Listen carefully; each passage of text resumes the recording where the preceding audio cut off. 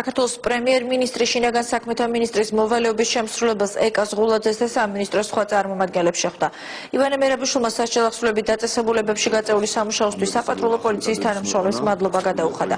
პრემიერმა ყურადღება პენიტენციალურ სისტემაში ახალი კადრების შერჩევასა და მათ გადამზადებაზე გაამახვილა. პოლიციის მზაობა მთავრობის ხელმძღვანელს თავისუფლ ეკას ღულაძემაც დაუდასტურა. საპატრულო პოლიციას გააჩნია საკმარისი რესურსი და რეზერვი, რათა სასჯელ ახსნილებით დაწესებულებებში შესვლის შემდეგაც გააგრძელოს ქვეყანაში საზოგადოებრივი წესრიგის უზრუნველყოფა, აცხადებს ახალაია შემცვლელი. უზრუნველყოფთ, რომ მთელი ასაარჩევნო უბრალოდ სკოლისა მინდა მოგაწოდეთ ინფორმაცია, რომ სასჯელ ახსნილების დეპარტამენტში მიმდინარეობს რეორგანიზაცია. მე მინდა მადლობა გადაუხადო პატრულის თანამშრომლებს, რომლებიც ჯერ კიდევ აგრძელებენ მუშაობას ამ დაწესებულებებში.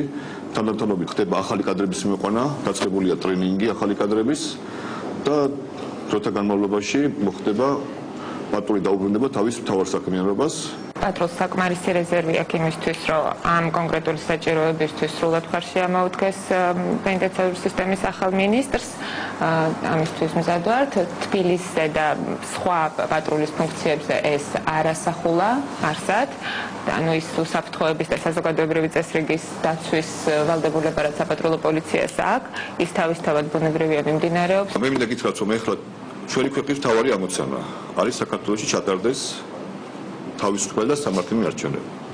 და თავისუფალი და სამართლიანი არჩევნები ვერ ჩატარდება იქ, სადაც ადგილი შეიძლება ქონდეს ძალადობას. ამიტომ იმისათვის საქართველოში ჩატარდეს არჩევნები ძალადობის გარეშე, ეს უნდა უზრუნველყოს შინაგან საქმეთა სამინისტრომ, ამის რესურსები, გამოცდილება მას გააჩნია და არაერთხელ დაამტკიცა საქართველოს პოლიცია, რომ მას ძალუძს თავიდან აიცილოს ნებისმიერი ძალადობა, უზრუნველყოს საქართველოს მოქალაქეების თავისუფალი არჩევნების გაკეთება. ამიტომ თქვენ გთხოვთ მობილიზაცია გააკეთოს არის ბოლო კვირა არჩევნებამდე და უზრუნველყოთ, რომ მთელი საარჩევნო პროცესი, როგორც წინა საარჩევნო, არჩევნების დღე და არჩევნების შემდეგ დროში, უზრუნველყოთ, რომ საქართველოში ჩატარდეს არჩევნები ყოველგვარი ძალადობის გარეშე, რათა საქართველოს მოქალაქეებმა მიიღონ თავისუფალი გადაწყვეტილება.